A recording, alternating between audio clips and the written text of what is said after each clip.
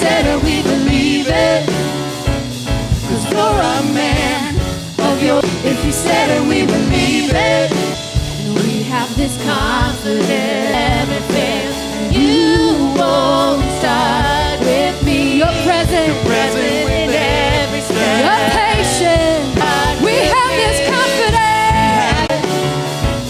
'Cause you're a man, yeah, of your word. If you said it, we believe it. If you said it, we believe it. Yeah. If you said it, we believe it. In Jesus.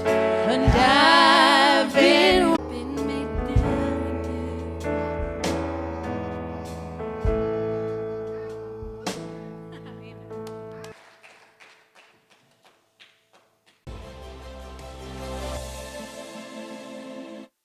Any woman was allowed to vote.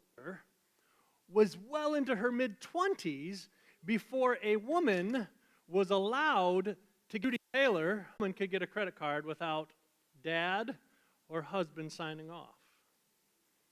It's always simple. This is bona fides. They're about ready to lay out for us, and through all out history, we'll gasp. In Jesus' lineage, his bona fides, Matthew lists, I can't believe this is shocking. Now, fortunately, in our day and age, that's only natural. In fact, what's natural is to have, how come there's only 4 women in Jesus' line, right? There's got to be more than 4 women. To us, that doesn't strike us, but to the original hearers of the Gospel of Matthew, when they see the 4 women listed, they would have scratched their heads, maybe scratched their... You would not put forth, found in the Old Testament, had no intimate or... It was kind of the Jewish system perpetuating the institutional oppression. So, let's say I died, Christy, I'm sorry to do this imagery for you, before we had 5 wonderful children. And, now I only have one brother, it's just my brother and I. If he were to die before Christy had children, if there was a third brother, that brother would have to marry Christy. All right, I'm going to get away from that. That feels creepy to me. You get what's going on, right? Until there were no more brothers without having born any children, the father-in-law was to marry the daughter. His sons both died. They were both at one point connected to Tamar. And he said to himself, and quite frankly, Tamar in that system, even though it was a broken system. And so she was left a barren and destitute, homeless, penny. If it's a horrible system, you at least need to care for the woman. He refused to even do that, leaving her destitute. I'm going to let you read the story because it's really convoluted and disgusting. Bottom line, horribly oppressed, and albeit from her father-in-law. Now, repeat it. And yet Tamar, side by marginalized, looked down upon, listed in the lineage and value people, women, more than the lineage. There's 3 others. The next one was a woman named Rahab. Does anybody know the story of Rahab? You know what she did for a living? If you know what she did for a living, go ahead and say it. It was the one way a woman could find financial stability in certainly a woman of, even though she was just a nation, but yet she whom Jesus came. He finds as that which is impressive, prostitute. And then there was this woman, a third woman, named Ruth. Now, Ruth's story, it's an amazing story. She married, eventually, a guy named, anybody remember? His Ruth, get this, and marginalized and destitute. And she had nothing to call her own. So can you imagine, as you're listing out the things that are impressive about you, so we've got this David and plucked by David. Solomon, one of the wisest men to ever walk planet Earth. The husband was named, anybody remember Uriah's name?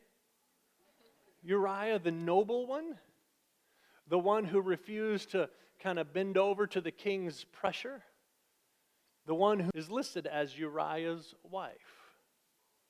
Now, It's not because she didn't have a name, but because in one fell swoop, the Bathsheba, the one who was abused by King David. 4 women in the lineage of Jesus. Shocking. Unheard of. Let me ask the question, what was John thinking? John, the guy who wrote the Gospel of, handle a credit card or a vote. Women are close.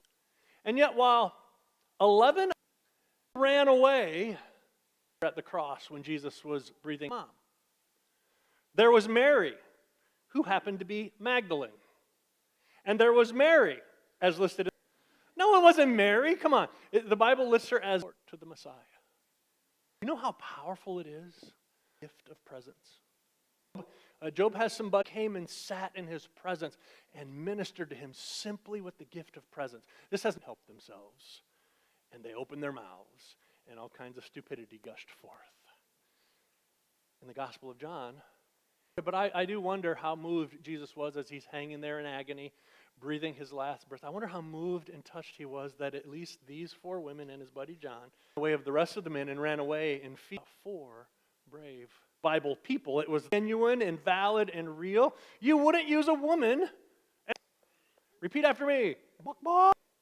In fear. That. Here we go again. Mary went to the tomb. Dirty work of ministry, crippled by their fear, are the ones at the center of the story. Jesus of the resurrection, if you were to put women in charge. His testimony was invalid unless it was the resurrection. They would have made a man to be, wasn't into her teens, or was, my mom's gone, so I can say this with, right? Worse. The reason that the 19th Amendment, thinking, we got to let these women vote. The culture and the country would be would have greater value as we, the plight of women set aside and fought against.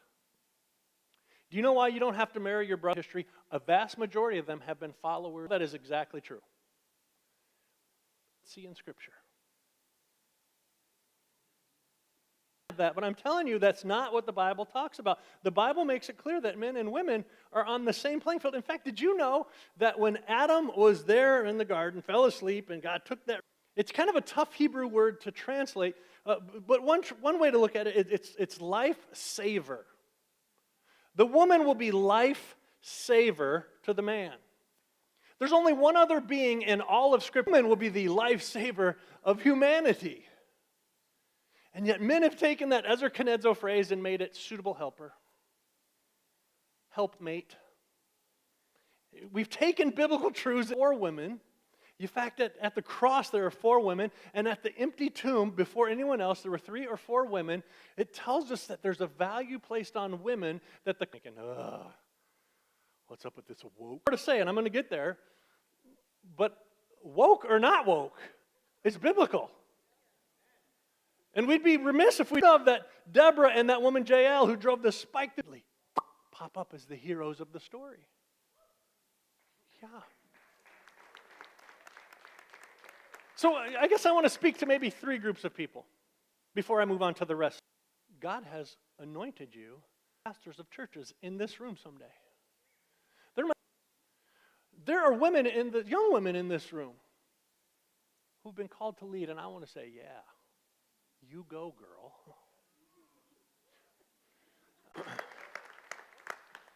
In his image, he made man. There's a third group. Followers of Christ, we ought to be at the forefront of making sure oppression of any sort towards women ends. Well, I feel it though. I'm feeling it in the room. And what I'm feeling is I need to reflect on that because I think I'm speaking Bible truth. And if you've got any... And the people in power often oppress those without power. Simply women, off of the women topic. Some of you are thinking, this is one about the underdog, the marginalized, the people, the unpopular ones, those who are less than in society's eyes. And so when we look at the stories of these women, just one, does these awards that most people are here because you kind of like the fact that so that they can believe in Jesus, so they become, because it resonates with you and nothing else. Naturally share power with the powerless. It takes a little push. And it takes a little intentionality from those who have the power. And so I am proud of this church. Everyone who calls this place their home will put into action Jesus' love and is upholding the underdog. What if everyone, what if you said, I need to figure out what I'm going to do? I think Kalamazoo would be a little bit better, and more than kingdom to places where it is no longer present. Remember that sermon series I spoke years ago? Where the hell?